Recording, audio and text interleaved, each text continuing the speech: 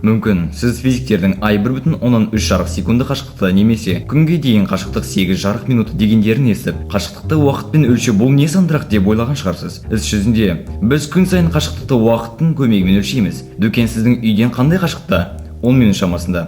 Нью-Йорктен Бостонға дейін 4 сағаттай. Лос-Анджелестен Сиднейге 14 сағат. Әрине, біздің айтайын дегеніміз, сіз үйден дүкенге велосипедпен 10 минутта барасыз. Нью-Йорк, Бостоннан машинамен 4 сағаттық жерде, ал ұшақ Лос-Анджелестен Сиднейге 14 сағат ұшады. Шын мәнінде, қашықтықты уақытпен өлшеудің ыңғайлылығы сонша, мен Лос-Анджелестен Сиднейге дейін қанша сағат ұшатынын ғана білемін. Қанша миль немесе километр екенін емес. Әлбетте, 14 сағатты ұшақтың жылдамдығына сағатына 550 миль. Көбейсек, шамамен 7500 мильді аламыз. Алайда, Лос-Анджелестен Сиднейге желкенді қайық 5 аптада, кет 7 аптада, шөлмектегі хат 5 жылда жетеді.